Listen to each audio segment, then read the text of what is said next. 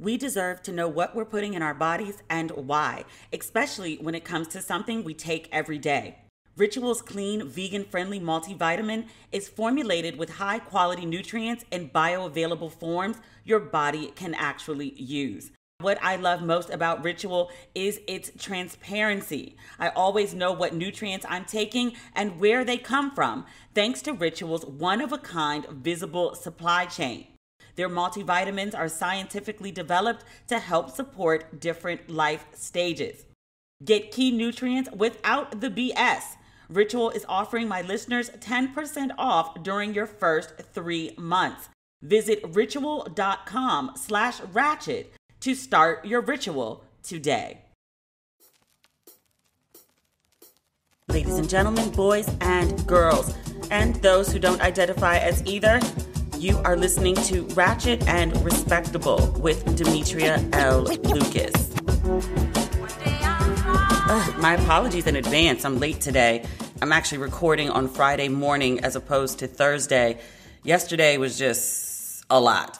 I'm dealing with another housing issue with this dog across the hall. It's like the dog is barking 2 a.m., 3 a.m., 4 a.m., 6 a.m., and it's like impossible to get a decent night's sleep. So I'm just exhausted all the time. I haven't been able to sleep more than 2 or 3 hours at a time for the last couple days. So yeah, trying to resolve that with the leasing office is proving a bit more of a challenge than I had hoped. So yeah. In better news, the other night I drank a third glass of wine. You know I can only have 2 at a time.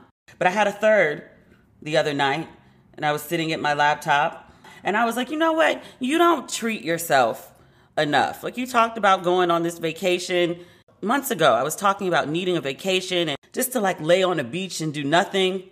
So I was, tipsy, and I booked like this whole Odyssey of trips. I'm going to bop around a bunch of cities, at least one island. But I put together like this whole month-long itinerary. I plotted everything out and I booked it the same night. And I went to bed and I woke up the next morning and was like, oh shit, what have you done? Not because of the deciding to go on vacation, but I was like, I just booked flights, trains, buses, hotels. There's no way I perfectly coordinated this while tipsy. Details and tipsy don't really go together. I've gone back and checked. I've checked like 4 times because I'm sure I must have missed something. And the only thing I can find is I sent one of my flight confirmations to the wrong email address. But I screenshot all of my purchases when I get the confirmation number, so I was easily able to find it and correct it. But otherwise, I think I'm good. My trip starts in Miami, and it's supposed to, quote and unquote, end, at least coming back to the West Coast, in Vegas. And I'm coming back for the Usher concert. I still don't have tickets, still trying to figure that out, but that is the grand plan. But I was like, this is nuts. But it's needed. It's definitely needed. If for nothing else, to get out of this house and be able to get away from this loud-ass dog. In good news this week, Amazon just released the Mary J. Blige documentary. It came out this morning at midnight. I haven't had a chance to watch it yet. I did see some folks who logged on promptly at midnight. They're watching away, and it's getting amazing reviews, which I expected. Mary's lived some life, and she's always been very candid about the highs of her life, but also the lows. So I expected that if she did a documentary, she would be very transparent, and apparently she is. From what I read, she talks about her depression. Really, it seems like everyone's had a battle with depression. If you've been one of the few to escape it, I have not. But if you've never dealt with it, or it's not an ongoing issue for you, God bless. God bless. You don't know what a blessing that is. A Different World reunion, that also just came out. I missed it. It was on E! Last night. I'll definitely catch a re-air of it or go stream it. But I heard that was really, really good too. That was one of the docs that I was anticipating. I'll check that out as well. But that's your weekend watching if you also haven't caught those.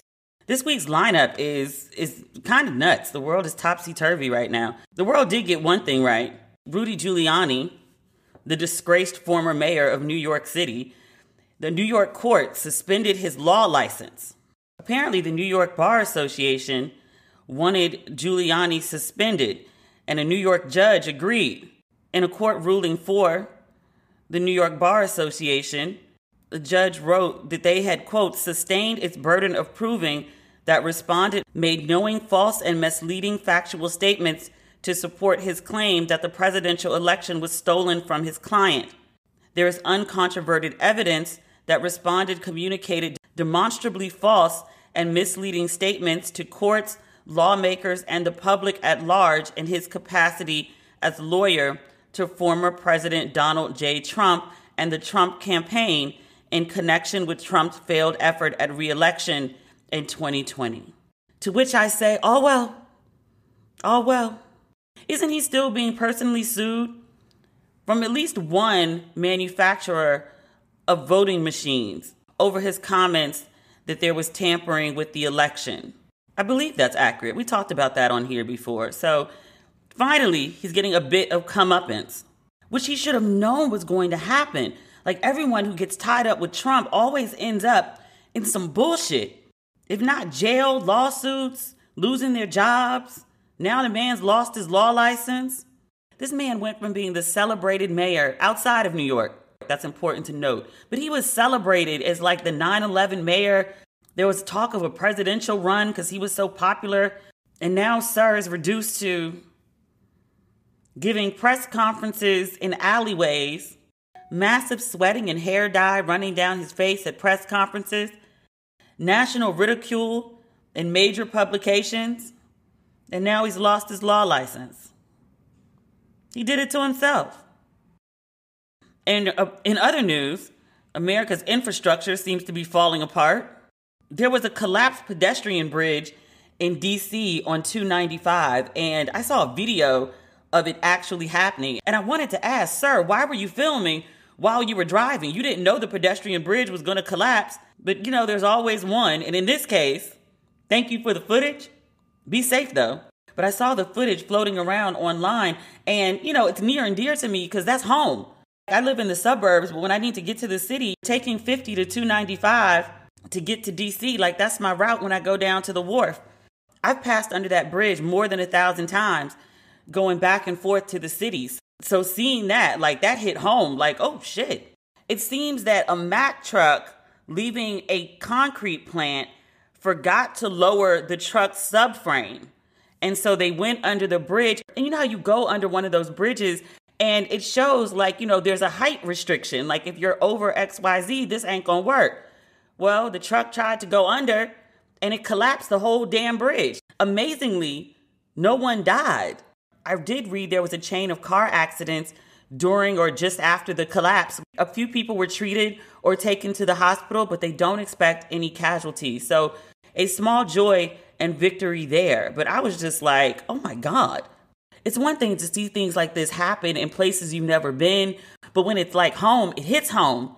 And now I'm trying to think like, how are they going to get this bridge back up?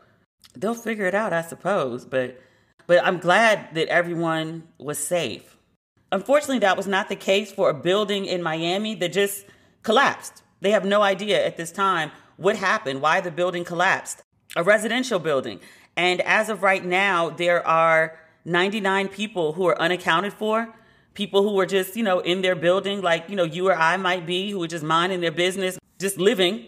And out of nowhere, like the building just collapsed. There's one death so far. 35 people were pulled from the rubble. As someone who lives in a building, I'm like, wait, could this thing just fall at any time?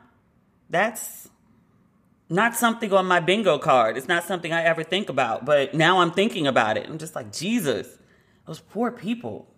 Is there something interfering with your happiness or maybe something preventing you from achieving your goals? It's a common concern and lots of people can relate, self included. The good news, BetterHelp is here to help. BetterHelp makes professional counseling accessible, affordable, and convenient. So anyone who struggles with life's challenges can get help anytime, anywhere. BetterHelp will assess your needs and match you with your own licensed professional therapist. You'll get timely and thoughtful responses, plus you can schedule weekly video or phone sessions. BetterHelp's licensed professional counselors specialize in depression, stress, anxiety, and so much more. And one of the things that I love about BetterHelp, not just the convenience, but it's more affordable than traditional offline counseling, and financial aid is available. I want you to start living a happier life today.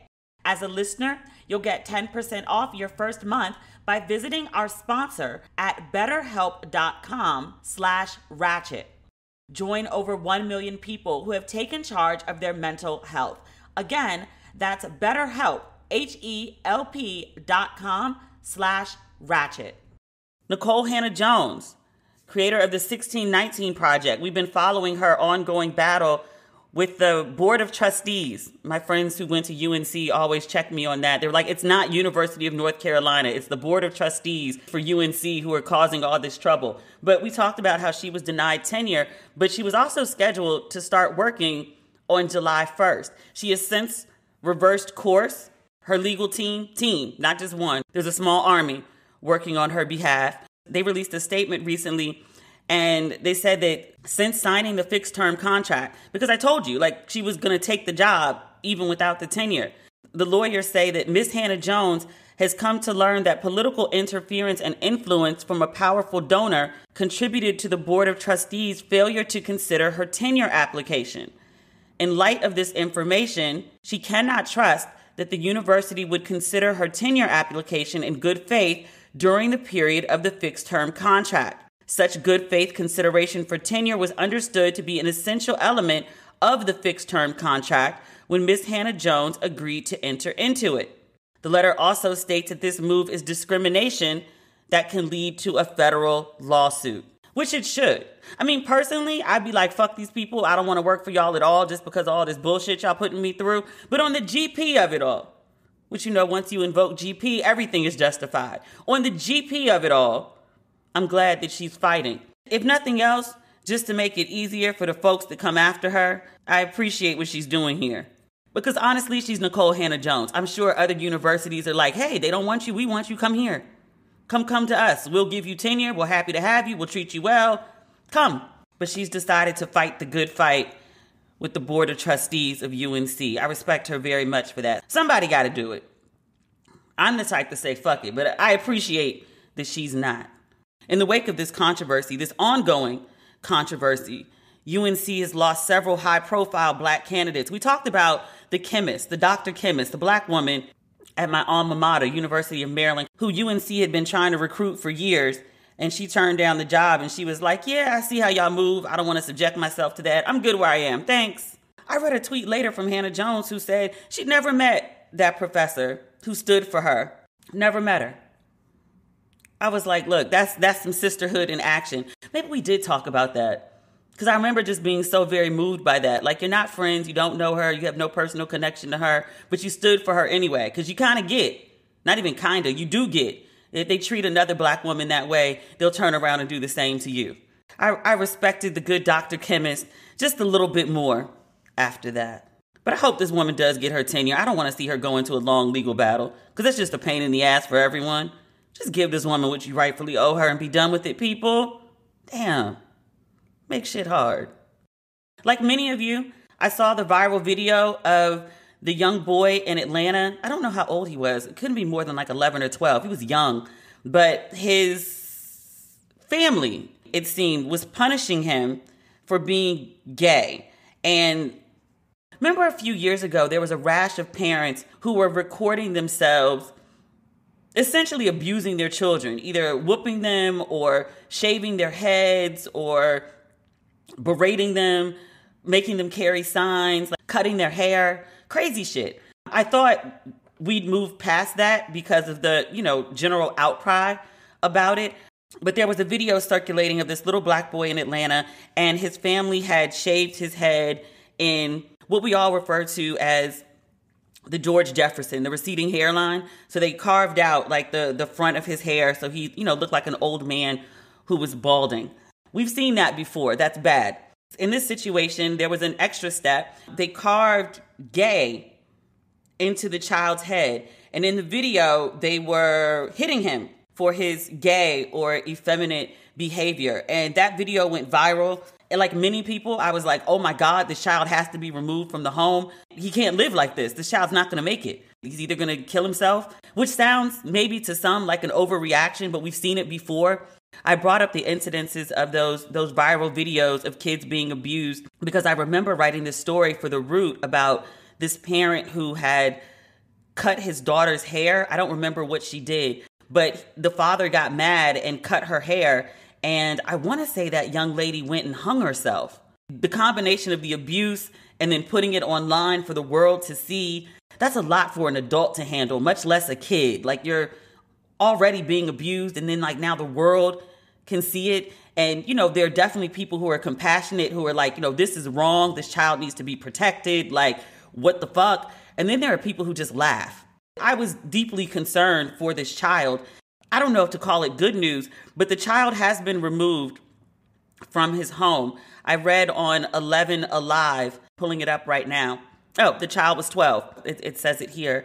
But the Atlanta police announced an investigation, and then they also confirmed that he was removed from the home the day after the video came out, and he was placed in the care of the Georgia Division of Family and Children's Services. So he's out of the home where he's being abused, but putting a kid in child welfare, we've heard nonstop stories of the mistreatment of kids who are, in the system. And I don't know what this child is going to experience there. Like, I had hoped that there was another family member who was not abusive that maybe he could go to. So I'm praying for this kid. And not thoughts and prayers where it's, you just send it out and then move on to the next thing. But I'm deeply concerned about this kid and other children who are in his circumstance. But I did see that a city council candidate, Devin Barrington Ward, he's running for office in District 9, where the young boy lives. And he said that he went over and he spoke to the family.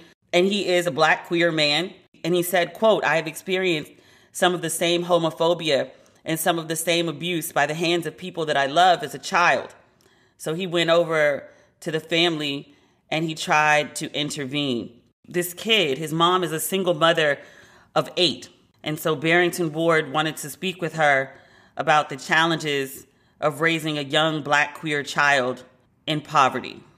Yikes. That poor kid, man. My heart breaks for him. That story really, really upset me. Really, really upset everyone. Because I think everyone has an experience being bullied. It's bad enough when it's at school or in your social circle. It's even worse when it's at home. So I wish for the best for this kid. Speaking of bullying, I think this qualifies.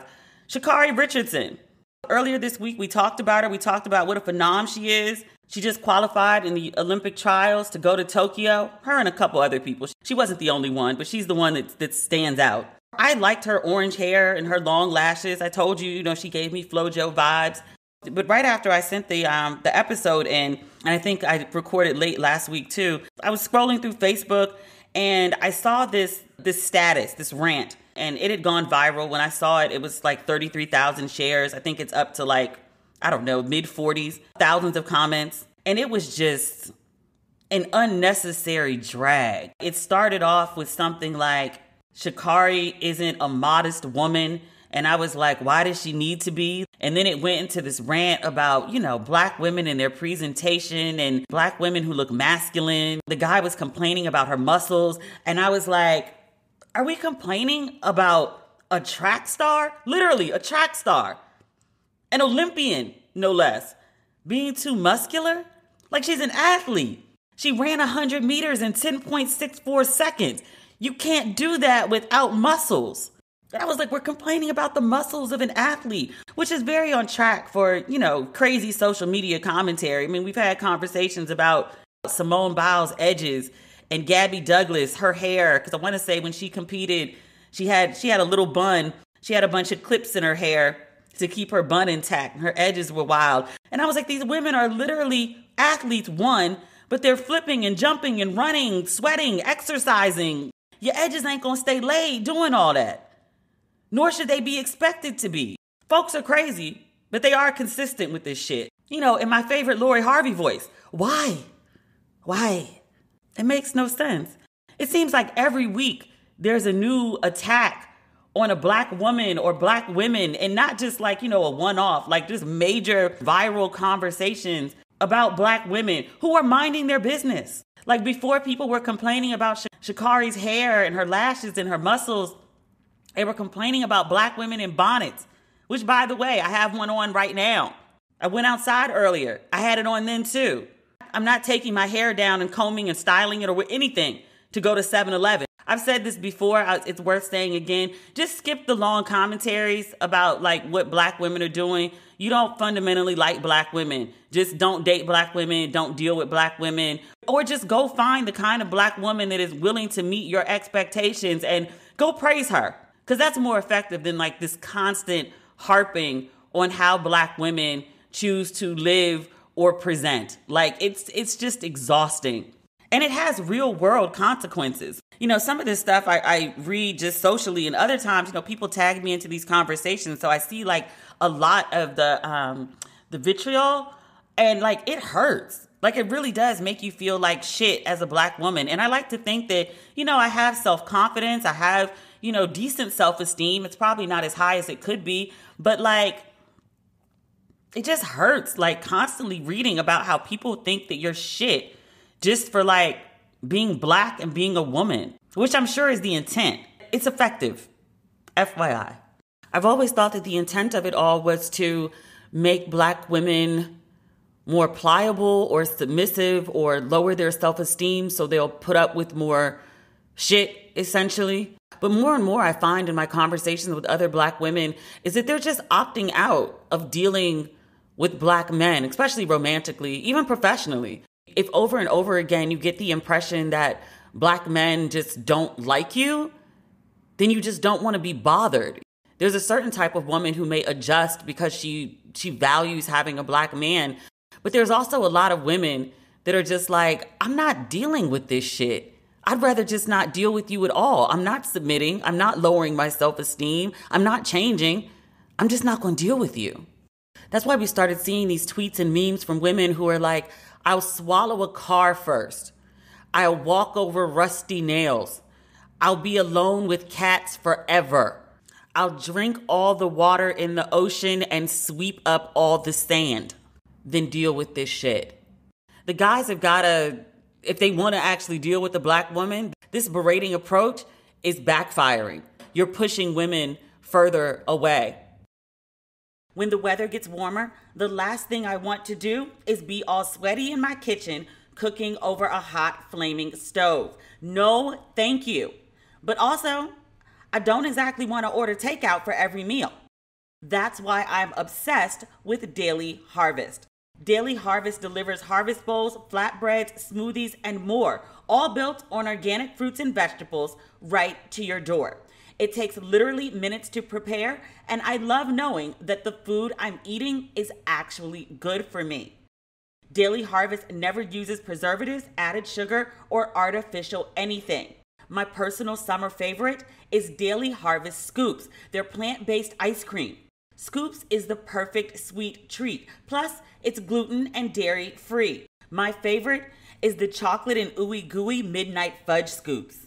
Daily Harvest is delicious food, all built on whole organic fruits and vegetables that conveniently stay fresh in your freezer, so it's ready when you are.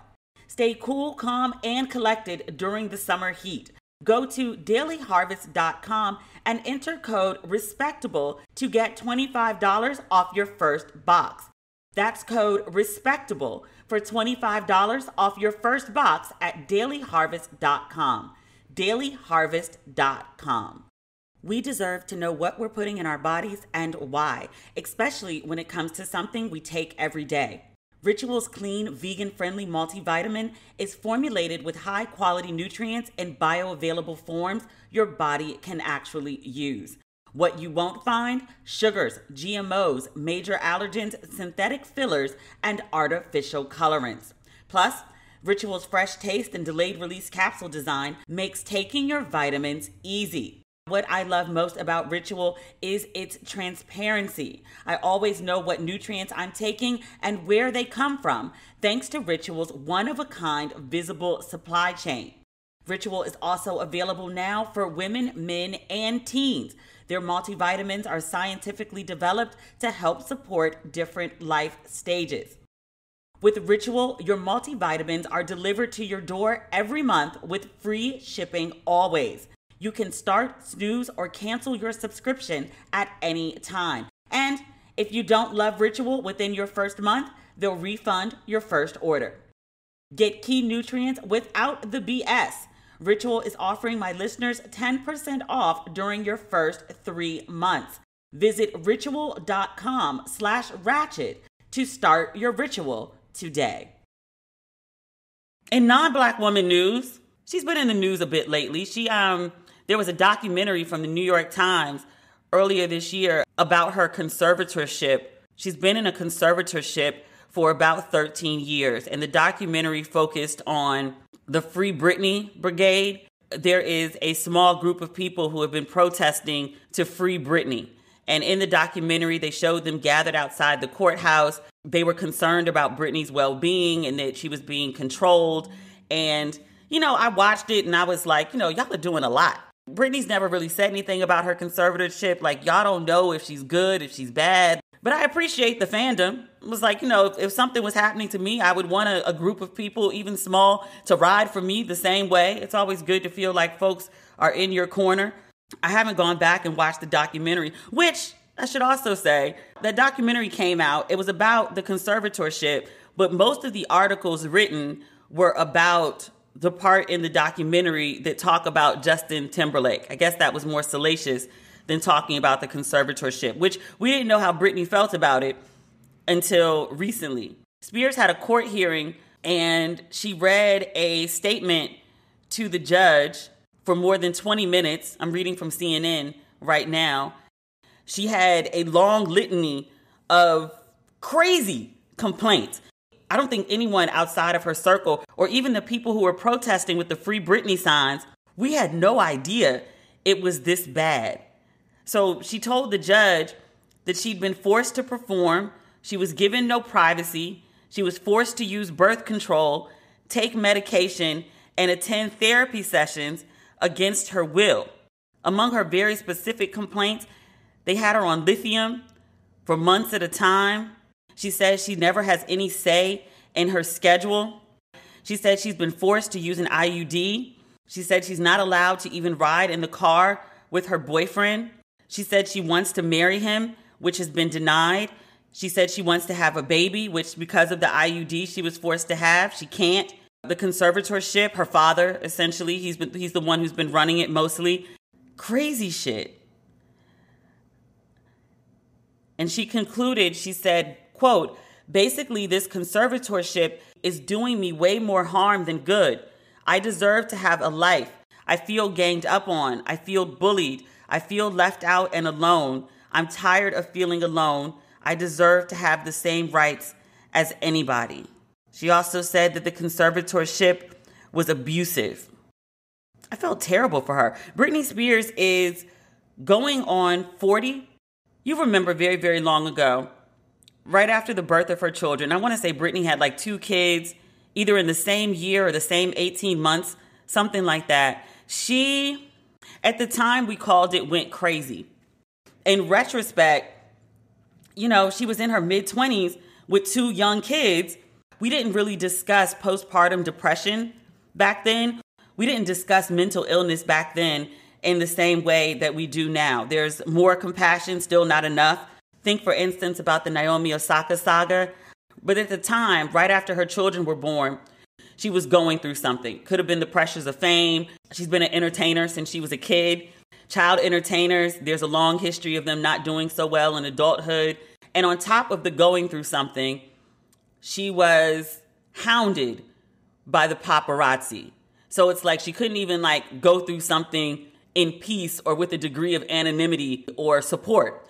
The paparazzi were hounding her because pictures of her were generating hundreds of thousands, if not millions of dollars. She was on the cover of all the tabloids. News shows talked about her, and they made fun of her. It wasn't with empathy, but I remember when she shaved her head. I remember when she attacked the paparazzi with an umbrella. Out of context, this seems like crazy behavior, but, if you don't want hair, you don't want hair. I've shaved my head a million times. It meant nothing. Attacking the paparazzi with an umbrella sounds nuts until you realize this woman is hounded every time she leaves her house, which the paparazzi were sitting outside of as well. But she would be in her car, and they showed footage of this in the documentary, but but she would be trying to drive somewhere with her kids in the car, no less. And there would be like at least 30 photographers surrounding her car. The whole thing, standing in front of it so she couldn't drive away. And there would be all these cameras flashing and microphones, like, but this is what she was dealing with every time she left the house. And I was like, shit, I'd go crazy too. But because of that behavior and maybe some things behind the scenes, she was put under a conservatorship, which has lasted for 13 years. But conservatorships are usually for people who they're not able to make sound decisions or care for themselves. Like people who are older, like maybe the parents are dealing with dementia or Alzheimer's. But as Brittany pointed out at different points, like she's been expected to perform. Like if she's able to practice and get out on the stage and perform, and where the conservatorship can keep making money off of her, then why is she not able to manage her life? As a 39-year-old woman, or hell, even a 29 or 21-year-old woman, you're entitled to make bad decisions that your parents don't agree with. The idea of forcing someone to have an IUD, not letting them ride in the car with their boyfriend, that's shit you do to teenagers who live in your house, not grown women with 2 kids of her own. That's crazy. That's crazy. I feel really, really bad for her. I also realized that she's probably going to turn out okay, because this is going to sound really bad. As Gammy said, what was the little white girl with the college admission scandal? And she went on Red Table Talk, and Gammy was like, you mean you're here, but like you're going to be okay. Like you're a white girl in America. Like somebody's going to come and protect you. You'll be saved. You'll be okay. I kind of have that approach, but I also just do feel bad for this woman. Like a grown-ass woman and your father's telling you what to do like you're in high school and controlling all of your money. Like you're out there working, performing, generating all this money that you can't access. I'd be damned. Brittany said she's not performing anymore until she's out from under her dad in this conservatorship. So I wish her well. I genuinely wish her well, because that story was nuts. I can't imagine. You hear the dog? I hate that fucking dog. John Boyega, folks often refer to him as of Star Wars fame. To me, he's John Boyega of Small Axe. He was in a really, really good film for that Small Axe anthology. And then also John Boyega, who got on a bullhorn in London and let folks have it about racism. And he said, I know speaking out is going to cost me opportunities. It's going to cost me jobs. But here I am doing it anyway. I also remember him being a huge advocate of black women. When I say he was on, I'm calling it Regis and Kelly. Regis ain't been on that show in forever and a day. Is Regis alive? I guess it's Kelly and Ryan. But he went on, they asked him, he said, are you single? He said, yes. They said, well, what are you looking for? And he's like, a black woman. Okay. He's a very outspoken advocate of black women. And so now that John Boyega is dealing with some bullshit, I feel compelled to be an outspoken advocate of John Boyega. Did I mention how thick he was in that Small Axe film? Like, it was the only thing I could concentrate on. The film is like an hour and a half. It took me well into like the hour and 10-minute mark to notice it was John Boyega. The film is set in the 80s. He has on a bad wig. But he, still has John Boyega's whole face because, he's John Boyega. But the whole movie, and it's about him. Every time he walked in a scene, I was like, God damn, he thick. I'm just saying. But the Hollywood Reporter read an article yesterday about John Boyega walking off set of a Netflix film, some $25 million film. And apparently the director, producers, powers that be, Boyega didn't show up for something or another. And they went to his hotel room only to find it empty and learn that John had checked out. That's their version of the story. But now John's agent, quote, categorically denied this version of events. He said that John left the film for family reasons for which he does not need to explain to anyone. He also said that people are making up stories out of boredom. This did not happen. But I was like, something happened. Family issues, maybe. That's a common excuse when folks don't really want to tell you what's going on. But I was like, even this Hollywood version of like, he just packed up and left and we don't know why. Yeah, you do. Yeah, you do. And if, again, we're going by this Hollywood version, which, again, the agent said did not happen. But let's just go with the version of events that was presented in this article, that he just packed up and left, didn't say shit to nobody. Something happened. Something major happened to him. Because you don't just pack up your shit and roll out and not tell anybody over nothing. You just walked off a film, which just is not done. It's career suicide. Something happened, again, to him. And I know it was to him because in this same article, Hollywood Reporter reached out to the director. Director had no comment. The reporter reached out to Netflix, and Netflix was like, well, one, we're not suing. Even though, he walked off this film, we had to close down production. We're going to lose all the money that we spent. Netflix is not suing him. Netflix went on to say they look forward to working with Boyega in the future. By sources, by Hollywood sources, quote and unquote, by their version of events, the man walked off set. You had to shut down a production on a $25 million film. You're not suing him, and you look forward to working with him? What y'all do to that man? What y'all do to John Boyega? Something ain't right. Twitter went on a massive campaign and was like, look, we're not canceling John Boyega. Stop this shit. We stand with John. There was a hashtag. I think the hashtag might have been we stand with John. Like, you want us to cancel John Boyega? You're going to have to come with a little bit more than that. Even if everything in this article is true, he's gained goodwill with the people. Where if he needed to walk off set for whatever reasons he did, we're okay with that because we stand with John Boyega. I look forward to that story coming out. John Boyega has shown us in the past that he really doesn't hold his cut cards. So I fully expect a Twitter statement or an Instagram live, an interview with somebody airing this whole thing out to come shortly. I'll wait. I'm patient. Just give me a heads up so I can put my tea on. Because this is a triple pour. Piping hot. Something happened. Something happened. I can't even take a guess as to what it is. Hollywood can be absolutely batshit crazy. So, who knows? Who knows? We could have talked about this last week. I'm not going to go too far into it because this story is still developing. And I know it's going to be some crazy shit coming down the pipeline. And I don't want to talk about it 50 billion times. I'd rather just wait for it all to come out. Carmelo Anthony, his wife of, how long have he and Lala been married? 12 years? 13 years? It's been more than 10. His wife, Lala Vasquez-Anthony, she filed for divorce from him recently. I'll be honest, I thought they were already divorced. I remember a while ago there was a rumor, I don't know if it's ever been officially confirmed, that he'd had a child outside of the marriage. A small publicity tour. She never really commented on it, but she went on a small publicity tour. And I remember one of the events that she went to, she had rings on every finger except her ring finger. She intentionally left that one bare. And I was like, that sends a message. But even after that, I remember she posted some picture booed up with him. And I was like, oh, okay, I guess they worked out whatever they worked out. Maybe the kid was or wasn't his. I don't know. I don't really follow them that closely. But this time, the divorce comes on the heels of rumors that he had fathered a set of twins with a woman who was living in Europe. That was his idea. He didn't want the press to be able to access, I guess, the birth records. So he had the woman move overseas and he put her up where she could give birth there. It is also alleged, and this is all rumors, but the woman who got pregnant was actually initially willing to terminate the pregnancy. And she had scheduled an appointment to terminate the pregnancy in LA, and Carmelo didn't show up, which I was like, bruh, you got a woman outside your marriage pregnant? She's willing to terminate, and you didn't show up for the procedure? Seriously? But that's alleged what happened. And then eventually she moves overseas. She has the children. But allegedly, I keep saying allegedly or apparently because I just want to be clear that these are not confirmed stories. But she says that her son had some complications and he is in the hospital wherever she is in Europe. And Carmelo has not been to see about his child. And that pissed her off. And that's why she went to the press and was like, my kids deserve to be acknowledged and have their father as part of their life. And he's not doing that. I was like, I mean, he should. Absolutely, he should. But also, like, what did you expect from a married man? Lee Daniels also got sucked up into this story, which it's a very Lee Daniels type story. And I was like, how Lee Daniels get in the middle of this?